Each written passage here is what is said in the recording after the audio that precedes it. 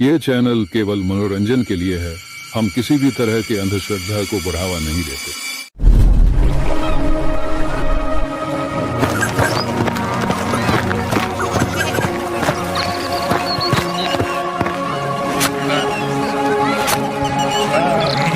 अरे हरिया, तुम अभी तक खेत में क्या कर रहे हो? अंधेरा होने वाला है, घर चले जाओ, वरना तुम्हें पता है ना। हाँ मानसिंह, पता है, मुझे डराओ मत, पर थोड़ा सा काम बचा है, ये निपटा कर जा ही रहा हूँ।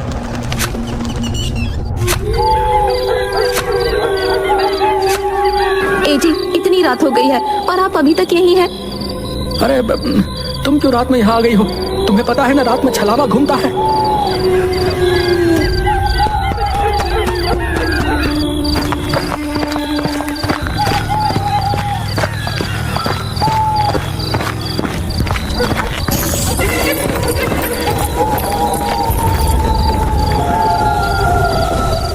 क्या हो गया?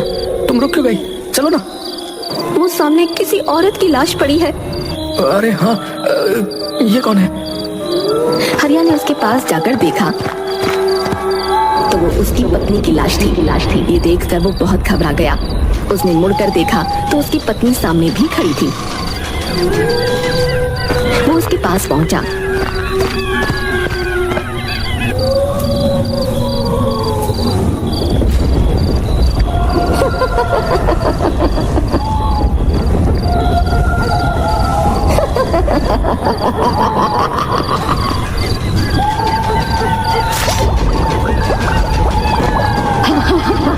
ताजा ताजा दिल, स्वादिष्ट।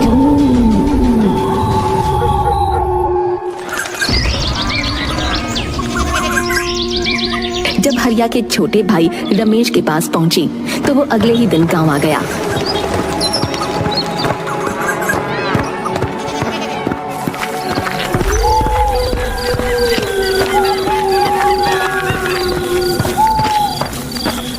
कितने बरसों बाद आज गाँव आना हुआ है। यहाँ से जाते समय सोचा भी नहीं था कि वापसी किसी की मौत पर होगी। हे भगवान, मुझे इस बुरे समय को झेलने की शक्ति दे। रमेश काफी सालों बाद गांव आया था। वो बदले हुए गांव को देखता हुआ अपने घर की तरफ बढ़ रहा था।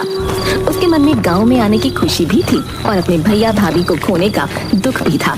तभी अचानक उसे हरिया ने आवाज दी। अरे रमेश, अरे तुम आ गए। अरे कैसे हो? भैया आप तो नहीं, मैं ठीक हूँ, पर छलावा ने तुम्हारी भाभी को मार दिया। लेकिन मानसिंह ने तो फोन पर बताया था कि तभी दूसरी तरफ से किसी की आवाज आई। उसने उस तरफ देखा तो वहाँ मानसिंह खड़ा था। उसने फिर से मुड़कर हरिया की तरफ देखा तो वो गायब हो चुका था। तुम इतनी रात में क्यों आए हो? तुम्हें पता है ना इस गांव में छलावा का प्रकोप है। ये तो शुक्र मनाओ कि मैं समय पर आ गया, वरना आज तुम्हारे साथ भी वही होता जो तुम्हारी भाभी और भैया के साथ हुआ था। चलो यहाँ से। मुझे लगा सचमुच मेरे भैया जिंदा हैं। उनको सामने देखकर मैं छलावा के बारे में भूल ही गया था। नहीं, वो जा चुके हैं। चलो घर, चलो जल्दी।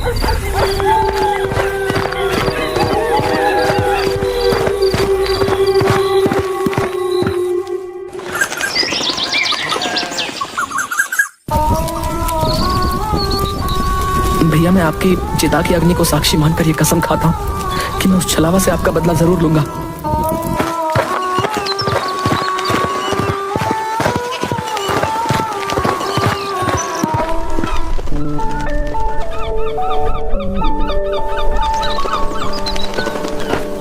अंतिम संस्कार के बाद वो अपने बचपन के दोस्त गगन से मिलने निकल गया। पर जब वो उसके घर पहुंचा तो वहाँ ताला लगा हुआ था। वो उसके बारे में किसी से पूछने ही वाला था कि तभी वो आ गया। अरे रमेश, तू कब आया? मैं तो कल आया था, पर तेरे घर में ताला क्यों लगा हुआ है? अरे मैं कुछ काम से पड़ोस के गांव गया हुआ था, बस अभी आया हूँ। तभी अचानक शोर मचने लगा। पता चला गांव से बाहर जाने वाले रास्ते पर एक लाश मिली है। उस लाश का भी दिल निकाला जा चुका था और उसका मुंह भी कुचला हुआ था। हे भगवान, ये इस गांव में हो क्या रहा है? जरूर ये छलावा का काम होगा, लेकिन मैंने तो कभी नहीं सुना कि छलावा लोगों का दिल निकालता है। पहले नहीं निकालता होगा, पर अब इन लोगों में भी अपडेट आने लगे हैं। तुझे हंसी आ रही है? ये कोई हंसने की बात नहीं है, लोग मर रहे हैं। सॉरी, तो फिर इससे बचने के लिए क्या किया जाना चाहिए बता? हमें इस छलावा से छुटकारा पाने का कोई तरीका निकालना ही पड़ेगा। उसने मेरे भैया और भाभी को मारा है, मैं उससे बदला लेना चाहता हूँ। गगन और रमेश काफी देर खड़े बातें करते रहे, पर उन्हें छलावा को मारने का कोई रास्ता नजर नहीं आता। उसके बाद रमेश अपने घर चला जाता है।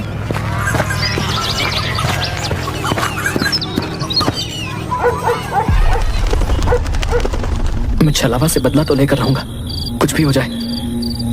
रमेश छलावा को मारने के तरीके सोच रहा था। किसी ने उसका दरवाजा जोरों से खटखटाया। वो झिझक गया। कौन है? कौन है? अरे मैं हूँ मान सिंह, जल्दी से दरवाजा खोलो, छलावा ने किसी को मार दिया है।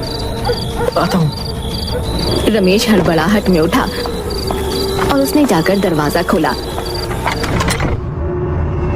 सामने मान सिंह की लाश पड़ी थी। उसके सीने से उसका दिल निकाला जा चुका था और जमीन खून से लाल हो चुकी थी। ओह माय गॉड, ये क्या हो गया? मान सिंह, तुम्हारे साथ ये किसने किया?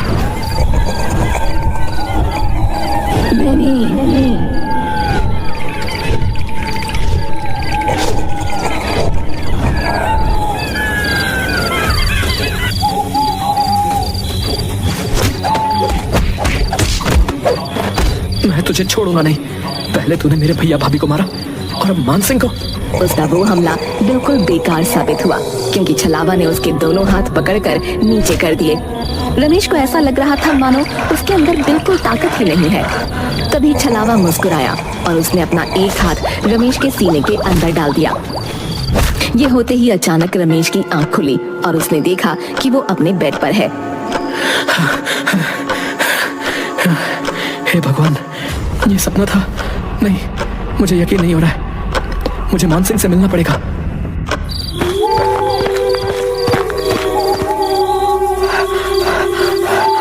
अरे क्या हुआ? तुम ऐसे हाफ क्यों रहे हो? मैंने सपना देखा कि छलावा ने तुम्हें भी मार दिया और मुझे भी। मैंने अपने बड़े बूढ़ों से सुना है कि अगर तुम्हारे सपने में कभी छलावा आए, इसका मतलब वो आसपास ही है। कहीं तुम छलावा ही तो नहीं? अरे पागल, मैं छलावा नहीं हूँ। तो खुद मेरे पास चलकर आया। कहीं तू तो छलावा नहीं? क्या हुआ भाई, तुम लोग क्यों इतनी रात गए लड़ रहे हो? तो क्यों इतनी रात में टहल रहा है? तुझे नहीं पता रात में छलावा आता है? अरे मैं तो पीकर टुन्न रहता हूँ, छलावा मेरा कुछ नहीं कर सकता है। अरे तुम उसे छोड़ो, वो तो पिया हुआ है। ये बताओ कि छलावा कहाँ होगा?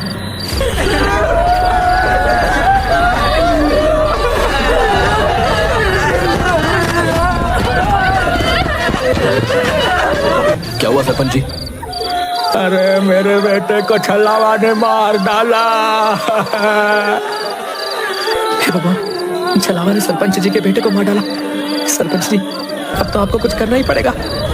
सरपंच जी के बेटे की मौत ने पूरे गांव को हिलाकर रख दिया था। रमेश, मान सिंह और गांव के कई लोग एक जगह इकट्ठा हुए और छलावा से छुटकारा पाने का प्लान बनाने लगे। इस छलावा को रोकना ही होगा, हमें कुछ करना पड़ेगा। लेकिन कैसे? वो तो रात में आता है और हमें अंधेरे में दिखाई भी नहीं देता। इस छलावा से छुटकारा पाने का एक ही तरीका है। अगर हम उसे दिन में पकड़ लें तो उसे मार सकते हैं, क्योंकि दिन में वो बहुत कमजोर होता है। पर वो दिन में भला कैसे मिलेगा? तो बस ये तरीका है कि हमें उसे रात में ही किसी तरह फंसाना होगा और फिर सुबह होते ही उसे मारना होगा। हमें ऐसा जाल बिछाना होगा जिससे वो निकल ना सके। गांव के लोगों ने मिलकर एक योजना बनाई।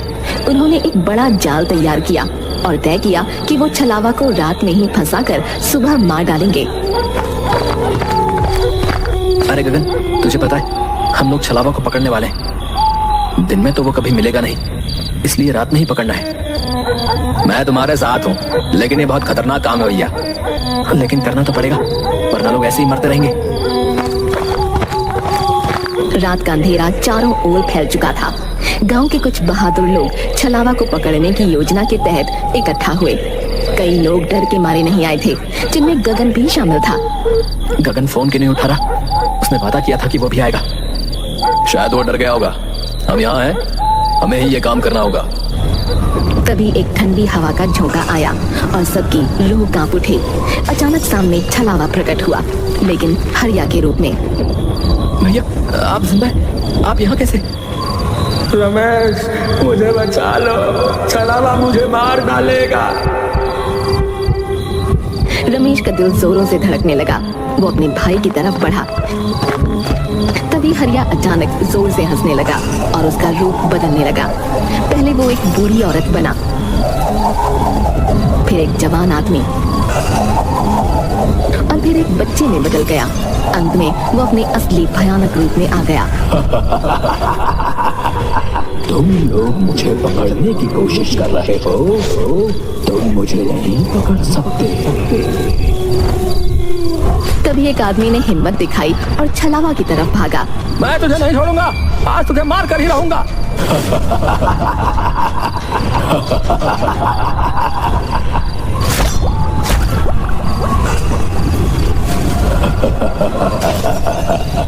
ये लो तासा तासा दिल खाओ। वहाँ मौजूद सभी लोग सन्न रह गए, जबकि छलावा वहाँ से गायब हो चुका था।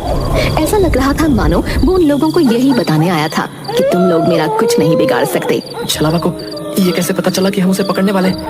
क्या वो अंतर्यामी भी है? नहीं, छलावा अंतर्यामी नहीं होता, कुछ गड़बड़ है। ये सुनकर रमेश सोच में डूब गया कि आखिर छलावा को ये पता कैसे चला।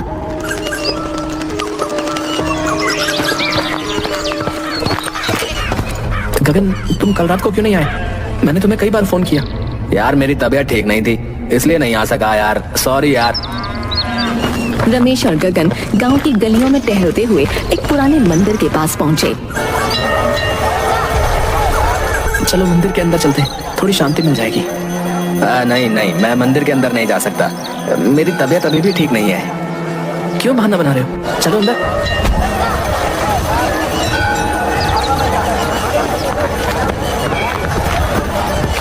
गगन, ये गलत बात है, मंदिर में तो जाना चाहिए।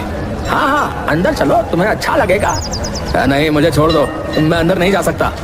गगन बुरी तरह छटपटाने लगा, लेकिन रमेश, मानसिंह और सरपंच ने मिलकर उसे पकड़ा और मंदिर के अंदर खींच लिया। मंदिर के द्वार के अंदर जाते ही गगन जोर जोर से चीखने लगा। मुझे पता चल चुका है कि तुम ही छलावा हो। जिस लड़के का छलावा ने मुंह कुचल दिया था, उसकी पोस्टमार्टम रिपोर्ट आज सुबह आ गई और पता चला कि वो तो गगन था। गगन यानी जो गगन मुझसे मिलता है वो छलावा है। जो दिन में गांव की खबरें लेने आता है और रात में शिकार करता है। भयानक बदलाव आ गया। उसकी आंखें लाल हो गईं और उसका चेहरा जैसे फटने को हो गया। वो खुद को छुड़ाने की कोशिश में बुरी तरह से चीख रहा था। नहीं, मुझे छोड़ दो। तूने मेरे भैया भाभी दोस्त सबको मार डाला। आज मेरा बदला पूरा होगा। रमेश और बाकी लोगों ने उसे मंदिर के पवित्र स्थान की तरफ खींचा और उस पर गंगा जल डाला। छलावा की चीखें और भी तेज हो गईं और उसके शरीर से धुआं निकलने लगा। मंदिर के पवित्र वातावरण में वो धीरे धीरे राख में बदलने लगा। ये हमारे गांव की शांति के लिए जरूरी था। अब छलावा का आतंक खत्म हो जाएगा। छलावा का शरीर पूरी तरह से जलकर राख हो गया। सबने राहत की सांस ली और गांव में फिर से शांति लौट आई।